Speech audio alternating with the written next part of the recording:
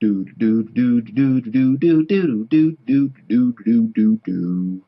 Extras. So, making puzzles is hard. There are several dimensions: the characters' stats and skills, the player's IRL knowledge and intuition, their exposure to similar puzzles in fiction and other gaming, whatever obscure spells or abilities they may use to break mechanics, at least for any puzzle at all grounded in reality, and the GM's own knowledge of all those same things.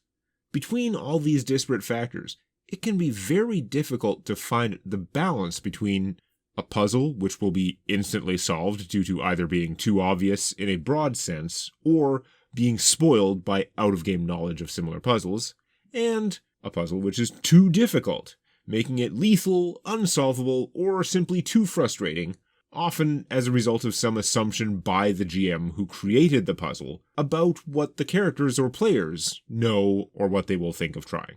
Now, I definitely wanted some puzzles in the realm of the Albtrome, because while I normally try hard to maintain a pseudo-grounded feel to my worlds, other than some fuzziness around Fey spirits and internal consistency, but the realm of an asshole demigod is the perfect place to get around most of those physics-magic interaction problems and have things work in a completely puzzle-friendly manner. But that still left like 92% of the potential risks I described above.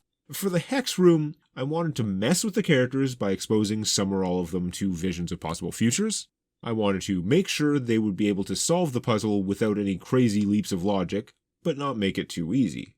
Bearing in mind that I didn't spell out all of this in detail, or even necessarily think through all of the logic in this level of detail, some of this is after-the-fact analysis, but I'm hoping that despite that, it may be a useful example of the puzzle design process. Here are the rules I ended up creating for the room. Phase 1. There is a hex for each character, each a puzzle piece, a possible answer to the first question, plus one extra piece. There's also a big pedestal that has room for one of the hex pieces, which is so obvious from its shape that literally a toddler would at least think of trying that. The question for this phase of the puzzle is, which piece do you put into the pedestal? The extra piece, the axe, is the correct answer, of course. But they need some way to figure this out, because the one major thing that distinguishes the correct hex from the wrong ones is that it does not match any of the characters present in the room. Placing the correct hex into the pedestal will advance them to phase 2 of the puzzle. So that's all easy enough. Those are the rules. But then I had to carefully consider, how does this look from their point of view? How can I make sure it doesn't go wrong? And where does the difficulty lie?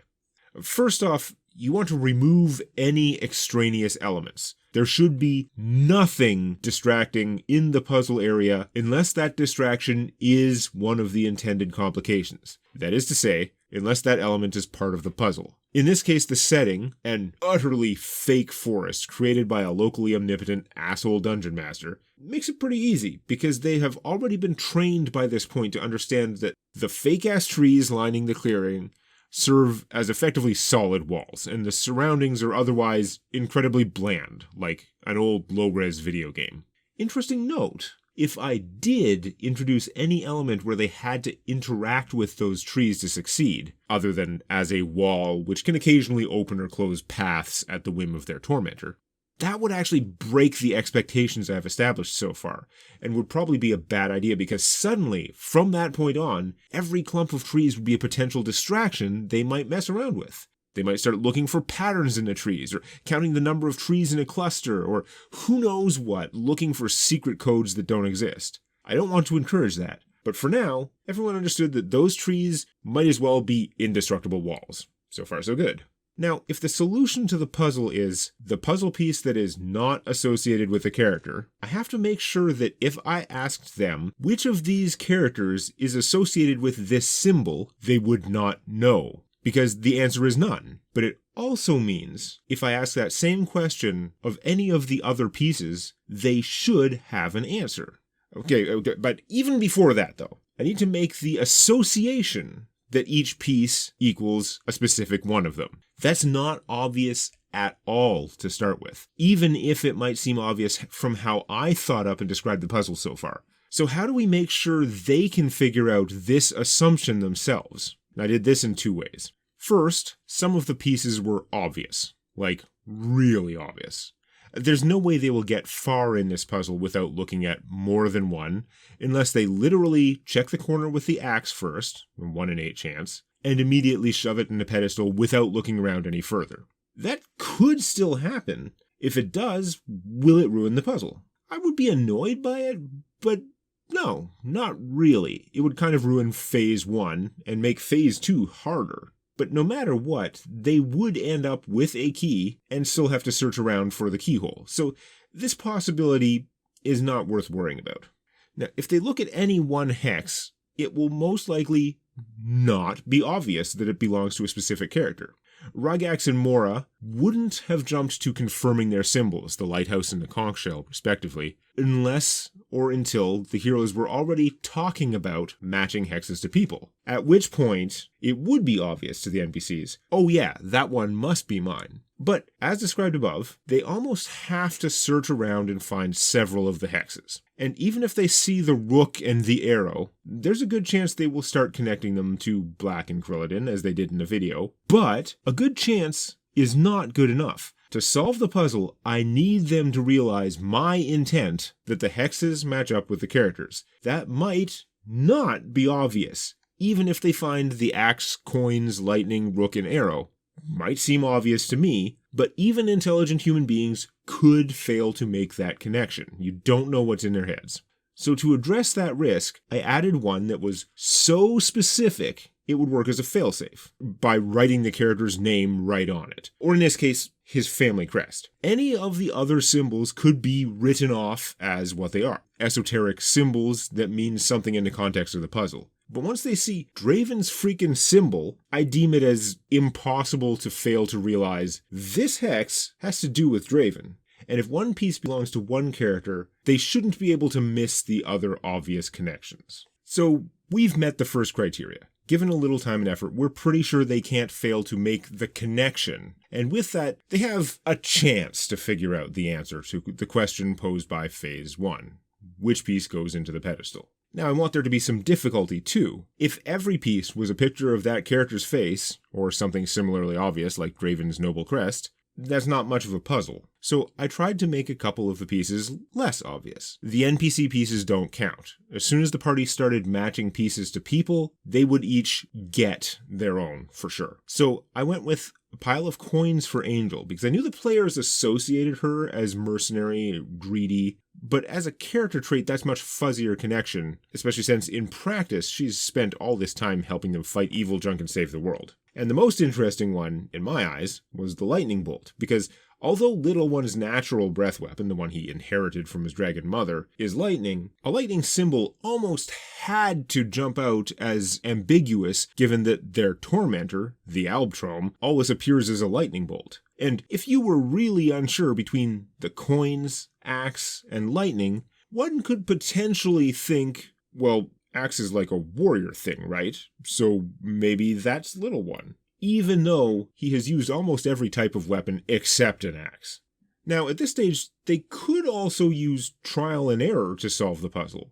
Obviously, if they grab all the hexes and shove them each into the pedestal until one works, bam, problem solved. So a core element of the difficulty has to be adding some friction to the trial and error process. In this case, I added 2 ways for the magical puzzle to hurt them, making wrong answers effectively trigger a magical trap. First, if you touch a hex which belongs to a different character, you make a save DC 35, but using a character's best saving throw, GM's discretion, or take 8d6 damage and get knocked back. If they pass the save, they feel an unpleasant jolt, and their hand is knocked away. Because this is understood by all to be a full-on magical bullshit puzzle, again, asshole demigod, there is no way for anyone other than the matching character to pick up or otherwise move a hex piece. That effect is pretty rough, though I would expect them only to get hit by it once or twice at most, and the PCs are pretty tough,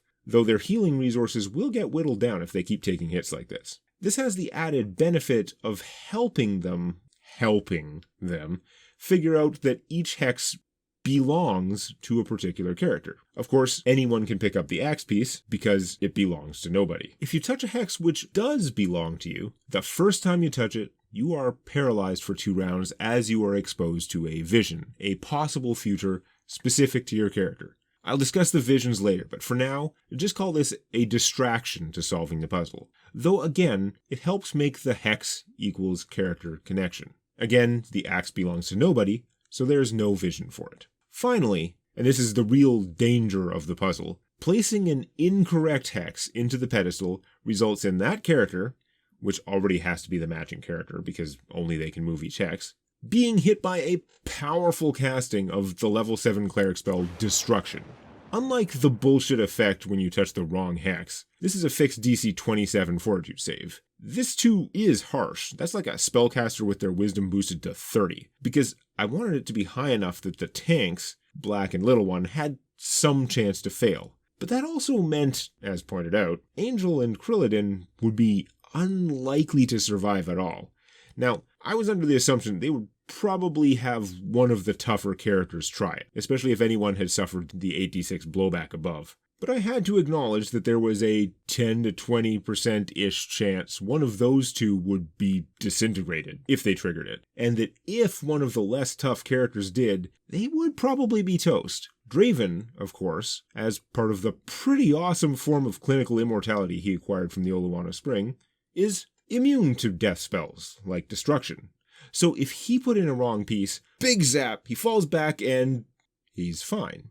The Albtrom explains, "What? Now that's just cheating." However, it was very clear in my notes that if he tried again, figuring that they could use his immunity to brute force the puzzle with trial and error, the second time, that destruction spell would hit a random character other than Draven, and the Albtrom would chide them. "You didn't think it would be that easy, did you? Oh no, you got your freebie." 1d6 go around the table, plus Mora and Rygax, and there's a very good chance somebody would die. But okay, they figure out that hexes correspond to characters. They find the one that does not match any of them, the odd one out, and place it in the pedestal. Phase 2. The axe hex slides down into the pedestal, and with a clink sound, a key, just like the key from the previous challenge, drops down on top of it. So where do they use the key? The question for this phase is, where is the keyhole? The path by which they entered this room is sealed off so that they cannot leave without turning the key in the keyhole to complete the challenge. The spot under the axe hex has been revealed. It's very likely that one or several of the other hexes have also been picked up by their matching characters, revealing the spaces beneath them as well. In each space, including the ones where hex pieces remain, an inch of stone has slid aside. This reveals nothing for 7 of the 8, but one of them reveals the keyhole, assuming that hex is removed. There's no sensible or relevant way for them to guess the location of the keyhole, but it was placed under Rygax's hex because the only vision which has to be seen to complete the puzzle is the one above the keyhole, and the Albtrom wanted to subject Rygax to it. I don't see this brute force search as a problem, because once they know not to touch other characters' hexes, there's relatively little risk or threat to this stage. And frankly, the more visions they see, the more interesting it is. The exit, which opens once the key is used, is by the arrow hex, just because that's roughly opposite side of the keyhole. Okay, those are the rules. Once again, there are several things to consider. As before, how does this look from their point of view? Where does the difficulty lie? But also, are there any bugs that could make solving the puzzle impossible? First, how do they know what they need to do? Well, they know from the previous challenge and the explicit rules the Albtrom gave them that each challenge is to A, find the key, and B, use it in the keyhole. So when they get the key, they will inevitably ask, where do we use it? Especially as the entrance to the clearing is sealed off. The question is then, how do they figure out where the keyhole is? Here, I'm helped once again by the Spartan clearing, by controlling the variables, leaving nothing around that could sidetrack them. In theory, player characters can be sidetracked by anything or even nothing at all, but I've done all I can here. There is a pedestal, there are a number of dead-end corner things around the clearing, each with a stone hex, or if the hex was removed, a stone slab where the hex used to be. And that's basically it. Okay, so by process of elimination, they have little choice but to look at the hexes and to pick them up until they find the right spot.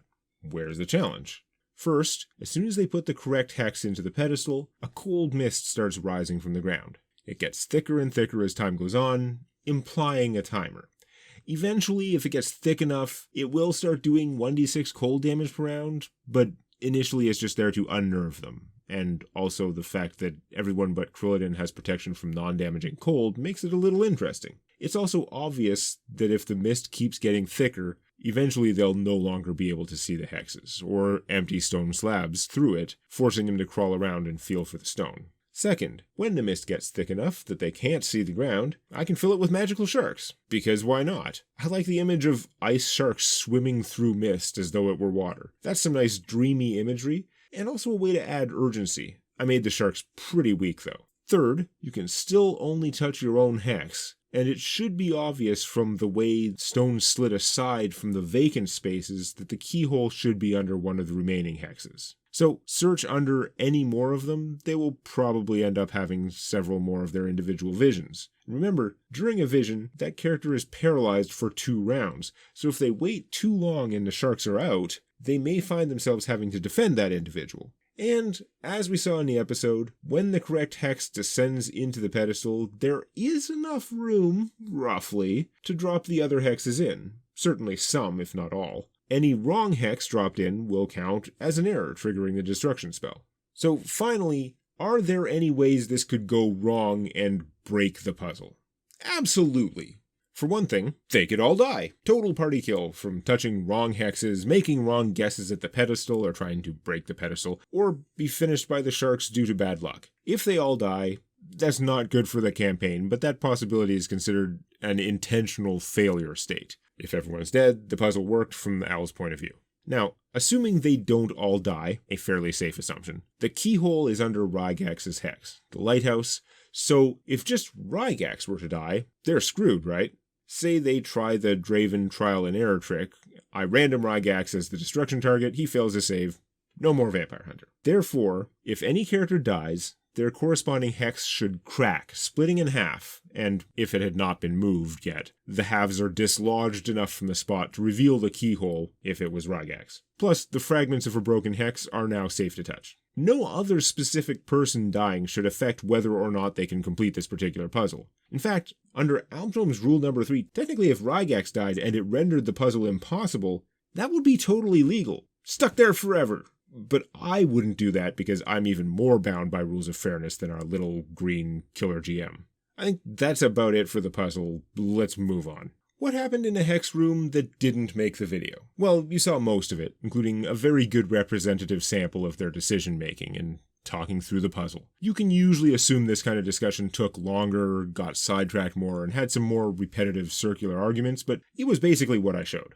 It took them a while to sort out what they were doing about the hexes initially, especially with Black's odd behavior after touching one. But once they were all revealed, Little One figured out the answer to Phase 1 on the first try. I was worried I wouldn't get to trigger the destruction at all. I don't really want to kill them that way, but it really needs to go off once to show that things are serious. Then they got unexpectedly paranoid about reaching down into the foot-deep, 8-inch around hole to get the key, and Little One tried to smash the pedestal, which Al was obviously not going to allow. Then Black took another chunk of damage for unnecessarily touching a wrong hex because they were real worried about the visions too. I glossed over the shark fight some because it was largely uninteresting. It would have been more interesting if they were doing visions 1 or 2 at a time so there were sharks around while people were being paralyzed. But instead, I just rolled a die and ambushed one of them, turned out to be Mora, to start the fight. If you were paying attention, like way too much attention, far more than it is worth paying to my battle reconstructions, which are usually a little fuzzier than I want, you may have noticed Black moved really far for a heavy armored dude with the slow flaw when trying to get that key to Rygax. This is mainly because we weren't using the grid map. I just had a pencil-drawn map of the oddly shaped clearing, and because we didn't have an accurate grid, I was a little generous with the movement, like you would be if doing pure theater of the mind. Like, can I get to Rygax? No, that's definitely too far, but you can get close enough to see him around the trees in the middle. We did have some issues with Mora's disc, though. Krillin wanted to stay on a disc, because the mist was cold, and way near the end, like one of the last turns of the shark fight, I did implement the 1d6 cold damage per round for the mist. But there was a lot of frigging around, because the floating disc conjured by the spell, or Mora's amulet, follows the caster pretty closely, and there was no way she and Krillin could both touch their hexes without getting off the disc, nor could she lend it to him because it would have followed her back anyway. There was also some messing around with Little One trying to set up to heal someone else off the sharks, and then Rygax blew up his shark, because it was the only one Rygax could see at that time, forcing Little One to hold off for another turn. And some of you may have noticed, I did draw an extra little nub, an extra little cornery thing in the clearing that served no purpose. That wasn't super helpful. There's some scratch marks on the map, like I think I may have just scribbled on there to show after they searched everything that there was nothing there, but not a big deal. By the time this session happened, I had been making TDDC for several years already, so you would think I would have given myself a goddamn break, but no! I just described whatever the hell visions I think would be cool, and let future me worry about how to represent that crap on screen. Now I'm future me! In a single episode, which also features Al obliterating the Ladon, plus the whole Flower Nitrous music thing. So yeah, I had left myself a tremendous amount of art to do, and a lot of it just could not be shown competently with at least big new still images, which is a lot of work, some of which would look a hell of a lot cooler with some limited animation, which is not that much more work usually.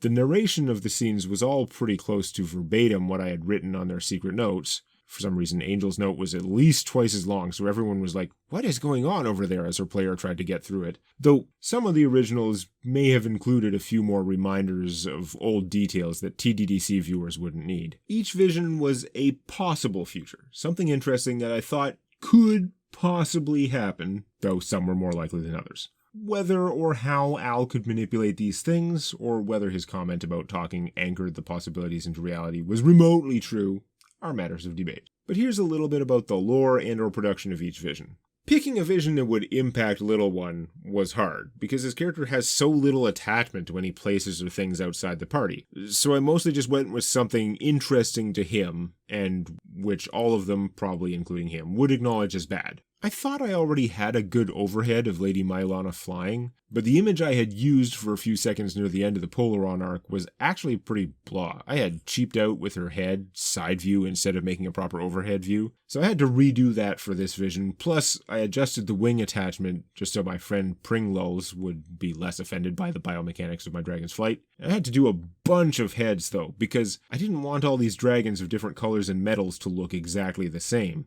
Based on my old chibi Tiamat, I'd established that blues have the rectangular, almost Barney the Purple Dinosaur heads, like Mylana, but reds and golds had another sleeker head, and green or black dragons have a more snake-like shape, at least in this quick and dirty version. But even the main blue leading them, I had to modify the head a lot, both overhead and close-up, to make it clear that it wasn't just Mylana with a scar. If you compare the two, they have pretty different horns, despite the same basic big rectangle head geometry. Also, I tried to do the scrolling ground underneath with the accurate amount of mountains for their course, which passed right near Grand Mount, the Fadelands version of Mount Pillar. But due to the length of the narration, even with some repeated farms and towns, I ended up having to loop the animation back to the ocean and then back over land all over again. At first glance, I should have been able to reuse a bunch of characters and the entire background for Black's vision of a violent division among the Hand of Sirius. But while I could get away with slightly modifying the existing Hand of Sirius guards for most of the defenders and attackers, the existing Higgins wouldn't match their style. I maybe could have gotten away with that, but I also had to draw 3 new characters which were definitely going to be in the new cartoony style I've been working on, which I like a lot better than the big head chibis I used for a brief period. So I had little choice but to do a new version of Higgins too, so she would match, though if you watch carefully, I did sneak in Andrew Midgard without modification.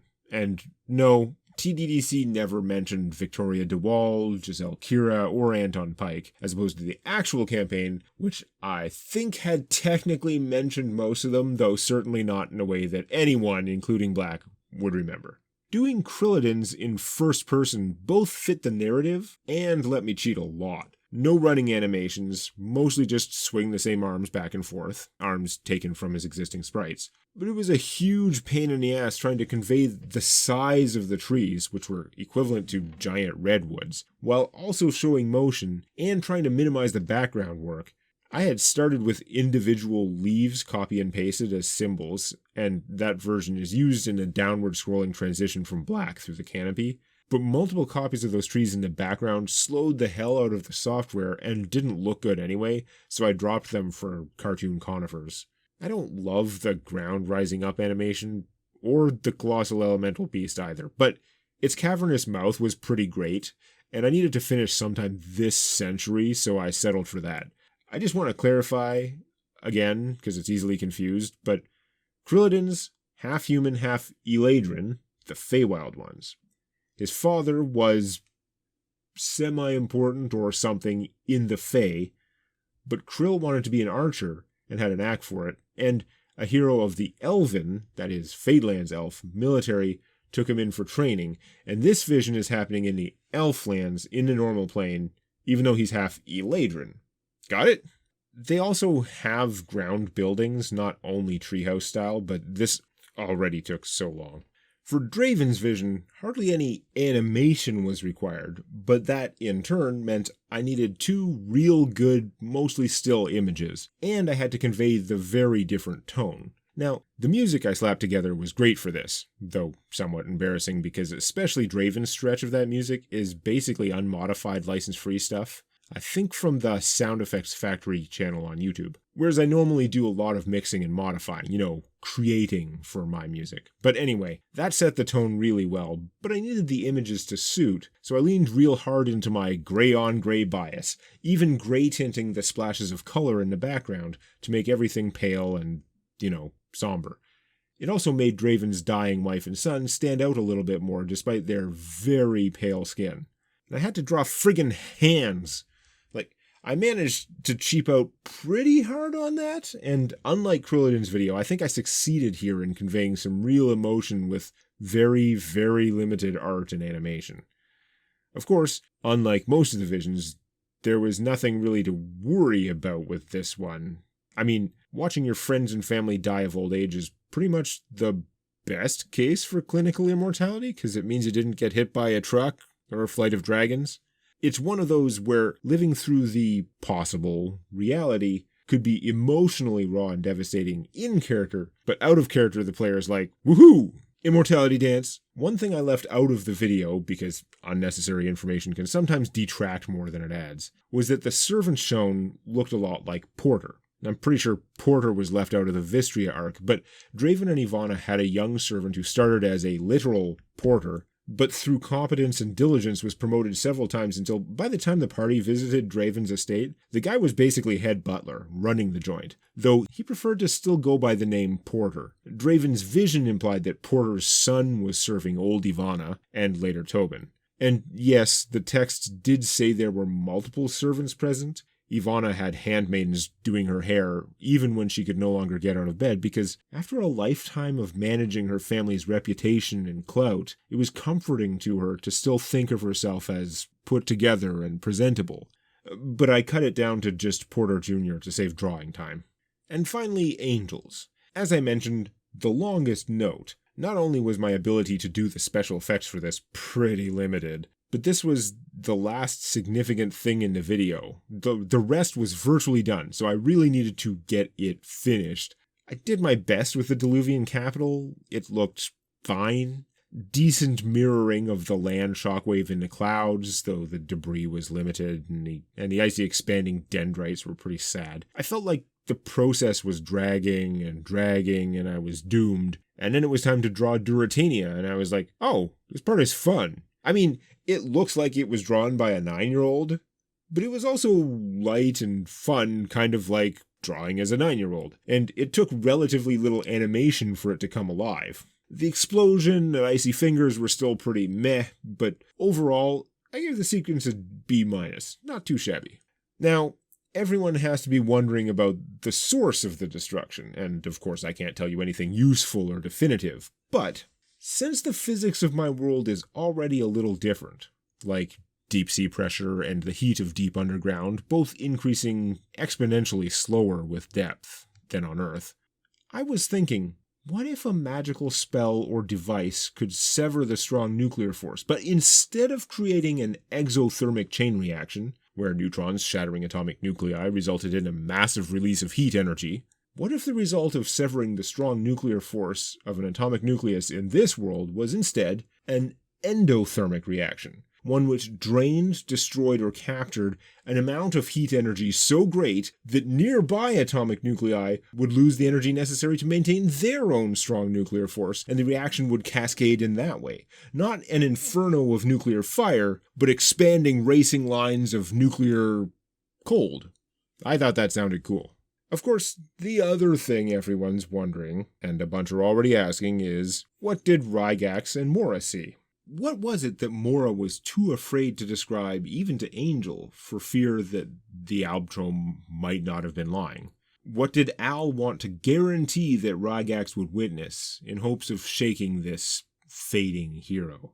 I'm not sure that explaining it will be that satisfying, but a bunch of patrons really wanted to know, so I added some detail to them and tried to make them interesting for you.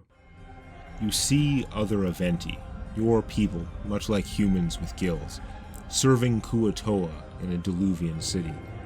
One woman is trying to carry a load of heavy books, but stumbles and drops them all over the ground. The well-dressed Kua she was following turns as she scrambles to catch or corral them, some of them sliding off each other and threatening to escape into the saltwater channel that runs down the street. Worthless! If a single page touches that water, I will trade you for a 6 scale. Why did I ever... They trail off, though, and the woman freezes for just a second before continuing to scramble at the books as though nothing had happened. A KT with red gloves, coming from behind her, passes by, the long leather whip in his hand trailing lazily along the ground such that its metal studs clinked against the flagstones. The slave hunter's presence was such that every Aventi in sight shuddered, and then either tried to steel themselves and conceal their discomfort, or, if their tasks allowed, scurried a little more quickly away. And even the angry slave owner seemed disconcerted, afraid to meet the cold eyes of this officer of the very institution that granted them such power over the lesser species that they owned. She finally manages to stop the last of the books from moving in the direction of the canal, and began quickly stacking them up again when one falls open. Just pages full of sharp lines, circles, and squiggles that meant nothing to her, because no slaves are permitted to learn to read, save a very few, rarer even than the air-breathing slaves like her who populated the capital. Suddenly, though, something draws her attention to the ominous silhouette of the Grand Temple which dwarfed the skyline. The road down the front of Moonbaro gleamed one last time, and then blackness drowned out all the sights. Volbal, City of Blood, capital of the Diluvian Empire. No sooner do you put the clues together than a black flash. And when the flash fades, you see a giant chunk in the middle of the city has been erased, reduced to a vacant space which the sea is trying to rush in to fill. And if you're the type who listens to all my extras, you probably know this, but for context, very few of the Aventi remain. And the vast majority of those live in the Diluvian capital as very tightly controlled slaves to the most wealthy and powerful KTs. So wiping out the city would likely result in her people dwindling to extinction, unless the Empire decided to round up the remainder for a controlled breeding program to repopulate them, which frankly doesn't seem like their style. A bright white light around you fades.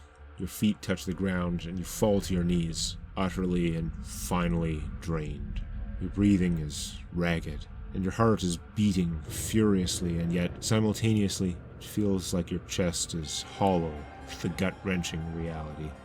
You have failed. You tilt your head to look up from the ground at your opponent, but everything is blurry, and it's so hard to focus, to look past the bodies of friends and allies strewn around. There's the briefest pause, and he realizes you aren't moving. You aren't charging up for another blast, or pulling out one more trick from your satchel. He realizes you are done. and in the literal blink of an eye, he bridges the great distance between you, impaling your right shoulder with his huge steel-like claws. The pain blacks out your vision for an instant as the joint and possibly your humerus are utterly shattered by the piercing blades. But when sight returns to you, the pain has sharpened your focus back to near normal levels, and you look up past his beard into Cornello's glowing red eyes. He reaches back with the other arm while keeping you pinned, then strikes, but stops his other claws a hair's breadth from your chest. C'est tout, n'est-ce pas? You have nothing left, do you? From the corner of your eye, you see the gaping holes you had left in his arm, his shoulder, his stomach, all begin healing, filling in with unholy flesh rebuilt from stolen blood. You try to summon defiance into your gaze as you continue to meet his eyes, but clarity has pierced his rage. He can see right through your feeble, empty attempt at bravado, even before his eye glow turns green, helping him confirm your status. I want so badly to kill you, to slice your throat like bread and watch your last breath bubble out for killing Vlad. But you have nothing more now, apart from your life, do you? He punctuates the point by pushing the rapier-like claws of his free hand into your left forearm, piercing flesh and bone as easily as you might stick a finger into pudding. And with nothing left to fight with, nobody left to see, nobody left to fight for, the sounds of pain leak out of you, and you feel tears burning in your eyes, while his eyes stop glowing, leaving the coldest red pupils. I want so badly to kill you, but I think in place of that, I will see how much time your life lasts, chained up in my feeding chamber. Not to die, but to live and to watch. And if, of all the demi-elf batards, you are one of the few immortal ones, then perhaps you will suffer as long as myself.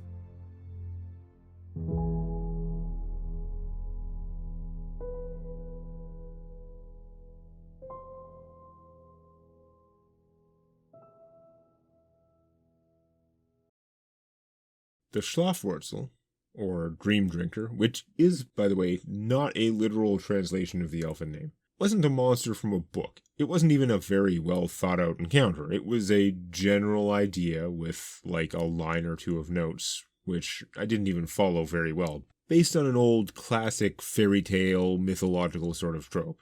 Basically, I wanted to provide as much feeling of choice as I could, in the almost literal choose your poison sense, amidst this nightmare train of challenges. So I gave them what appeared to be another room, presumably another challenge, but I also gave them some flowers. They chose the flowers. Anyway, despite having little plan other than they walk up and fall asleep, the encounter was a little disturbing but ultimately satisfying. Why are the flowers so ridiculously massive and obvious?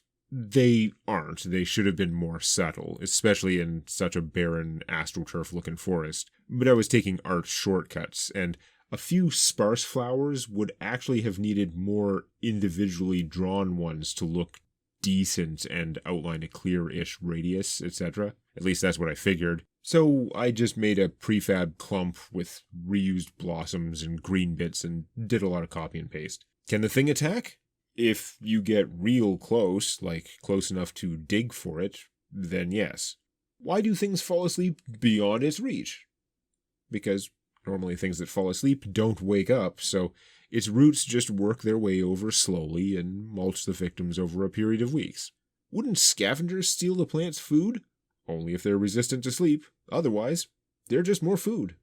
Why can the Dream Drinker put you to sleep in range of the Night Twist which prevents sleep?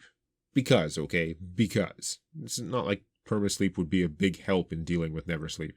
Why would Fireball not do the job, but Earthreaver does? There's little game difference in how the spells work. Honestly, the player suggested it. The spell description sounds like it's tearing up the ground, so I thought it was a good rule of cool solution, especially given how fuzzy my plan was for the encounter, and extra especially when they decided to do a team-up double casting of it. As explained in the episode, the Night Twist is an actual Monster Manual 3 printed foe, and, as you probably realized, unlike the extremely fuzzy Dream Drinker affair, I definitely planned the Night Twist. The Albtrome even mentioned it when listing off the benefits of killing Rygax for him. Cure my pet's nightmare curse. That said, I didn't A. plan on the party whipping out the Bard tech to defeat it in a single die roll, or B. plan that much detail about where it was, or what they'd have to get through to reach it.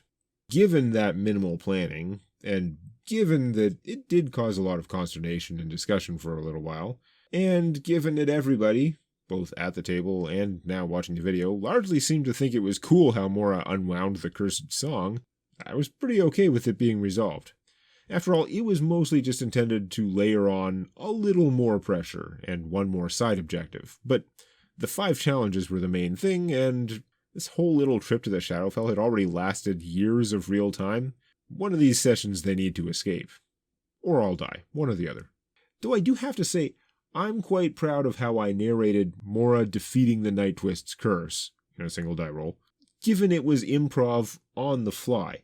The real thing was slower and less confidently delivered, but was almost word for word the description given in the episode. I think that's cool. Also, the animation of the notes would have been a proper non-terminating, non-repeating decimal in the key of E, but in practice, it does repeat several times because I restarted the animation in places to reuse the part where the bars fade in. And also because animating 4 times as many non-terminating, non-repeating notes was clearly not the most efficient use of animation time. For that matter, I'm a little sad I couldn't think of a reasonable way to use the actual Devil Goes Down to Georgia as the BGM for this musical duel, but I thought of that 1,000 times too late in the process, plus my own music creation time is being spent on different stuff, including the new TDDC Visions piece from this episode, which I need to add to the Patreon Music Bundle, even though I slapped it together pretty quick and the sad section in the middle was basically an unmodified license-free loop from the Sound Effects Factory on YouTube. So I just did my best with a couple layers of the old Itaran theme from the Northern Terminus, the one used briefly before I came up with the much more versatile Polaron theme. And before I open the floor to questions, yes, just in case you missed the text on screen in the episode, the version of the curse I described was totally a mashup of 2 separate abilities of the standard Night Twist. My supporters on Patreon get extras videos about a week early so that I can answer a bunch of their questions in the final videos using completely arbitrary voices, though maybe not as many this time given how long this already was. Demoman Chaos asked, why did Cornello send such a valuable asset into the Albtrome's realm? If he knows it is going to be erased, why wouldn't he send an expendable messenger, like a zombie with a note pinned to it? It seems Cornello just didn't know as much about the Albtrome as his predecessor. He mostly just knew to avoid Alb's domain, and he clearly didn't take the time to research it, what with everything else he was dealing with. I mean, he was correct in assuming weak minions would be useless in there. Joe Richter asked, You may have covered this in earlier extras and I just missed it. Is there a roof to this dungeon? It's still the Shadowfell, so yes. I think this mention got cut from the script, but in many places, including the Hex room, where the paths weren't all that wide, there's enough tree cover stretching across that Angel can even spider climb over the top. That does require branches or something, though, because, as she's previously tested, the spell doesn't work on the actual ceiling of the fell. Deef Dragon asked, Was the Black Lotus flower real, or another of Al's tricks? All of the flowers were just part of the Dream Drinker's bait, so it wouldn't have worked. Don't expect a lot of actual loot from this horrid place. They'll have to settle for what's already in their portable hole. 3C273 asked, How deep is the Fadelands equivalent of the Underdark? While there are tunnel systems running under the Fadelands, there seem to be a lot fewer tunnels. Most don't go nearly as deep, and it's hard to know how far the deepest cavern complexes might reach. There's also no sign of multiple vast empires running through it, in the same way you see in the upper strata of the Underdark. This means if you were in the Underdark, Shadowfell side, and wanted to plane shift to the Fadelands, in most places you'd just find solid rock, or maybe a crack or chasm that didn't really connect to anything else. Having an easy way to plane shift, combined with a way to locate corresponding Fadelands voids or tunnels, like actual useful ones that you could get in and out of, would be pretty valuable to some people. Bessie asked, "Did the whole Albdrome thing show up as a possibility to the Rajas?" The unlikely event the Rajas spoke of made it harder for them to see what was coming, so while they were still busy recovering, they had very little chance to predict this whole Albdrome thing. And even if they had thought it likely before, they can't trust any of their previous calculated probabilities until they've reconstructed the fate matrix. That doesn't mean their previous calculations were all wrong, or even a majority of them, but they can't trust anything until they have recalculated. Also, even if they had everything up and running, they'd have a hell of a time telling what's going on within Al's realm. Given a little time, they would probably have figured out that the party was in there, based on geography and their inability to see them elsewhere, though that is assuming they could rule out the possibility that they'd made an error in restoring the party's specific fate matrix, or subroutine, or fragment, or however the hell their junk works. Double Lucky asked, "Are there any conditions that would weaken or cancel the powers bestowed by a Vampire King's spirit shackles? Given Al's control over reality in his domain, could he actually weaken or turn off Cornello's shackles?" Once a shackle is bound, it is bound, regardless of where the recipient goes. Usually only unbinding the shackle at the source can undo it, though the kings seem to have ways to do that easily for their own shackles, in case there is any question of disobedience by their lieutenants. That said, all shackles are different, so some may have a location-based effect, or otherwise not work in specific places, environments, or planes. Now, if a shackle relied on something in the environment, the Albdrome could certainly deny them that environment. You need trees? Simple. He turns all his trees to stone. But if you were invited in there, you are the one element Al cannot control, and it's unclear how he would go about stripping or negating most of the powers granted by spirit shackles. Yet another episode that took too long. Hopefully it was worth it. I'm going to try to do something different next during this end-of-year period, but after that, once I get started on it properly, hopefully episode 60 will be more in the 6 to 7 week range instead of being over 2 months.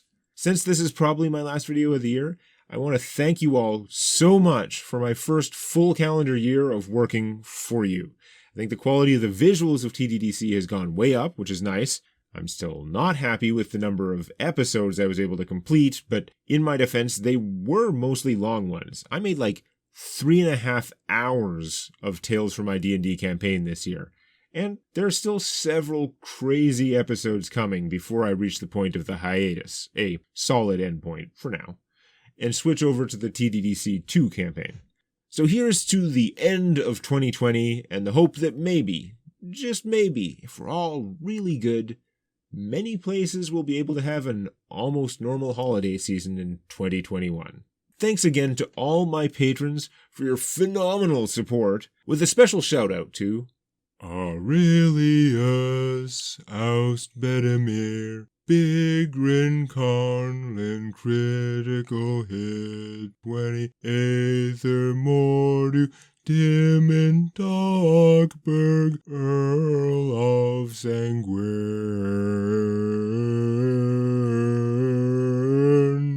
Yuffie, Fey, Crossroads, Fireborn, Fright Night, Gorefiend, Hakoon, Havoc 9, John, Lieutenant Red, Lonito, Lord Abon,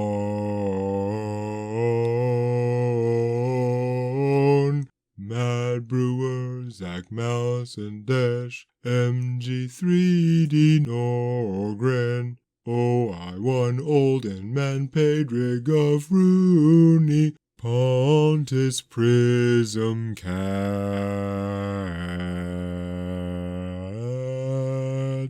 Remar Ulfist Rep Mock, Stan the Man, Sky Turn 97, Starfalls, Hildari, Rygax, Tambu, and June. Toshiro 7, Volkfang, Valis, W.A. Soul, Warsaw, Woodley, Zombie, members of the organization. Happy holidays, going your separate ways into 2021.